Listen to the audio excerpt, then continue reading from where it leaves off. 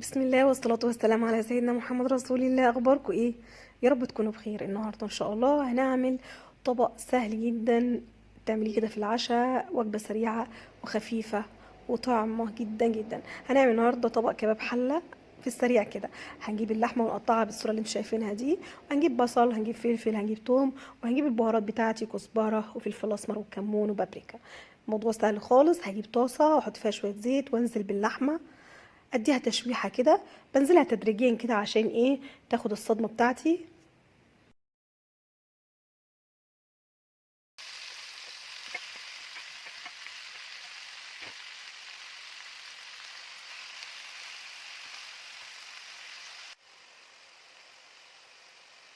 هقلب بقى اللحمه بتاعتي كده على الوشين الاتنين. معلش سامحوني يا جماعه، انا عندي برد فصوتي متغير كتير. هنزل بقى بالبصل وهنزل كمان بالثوم، واكمل التشويح في اللحمه بالبصل والثوم كده، واقلبهم مع بعض.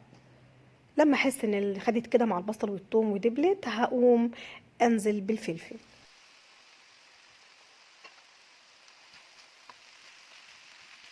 هقلبهم برضو مع بعض كده عشان كله ياخد من بعض ومن ريحة بعض، وانزل بقى بالبهارات بتاعتي. زي ما انتم شايفين انا مش مكتره في البهارات، هو فلفل اسمر وكمون وكزبره وبابريكا بس. زي ما انتم ملاحظين كده مش هنضيف الملح دلوقتي الا بعد ما اللحمه تستوي خالص. هنزل بقى بكوبايه ميه سخنه مغليه يعني على اللحمه، واغطي عليها واسيبها على هادي خالص. وبعد كده بعد ما تستوي هقوم ضايفه الملح بتاعي، هملحها بقى واقلبها كده، وكده يبقى بالطبق بتاعي كده بقى تمام وجاهز لايه؟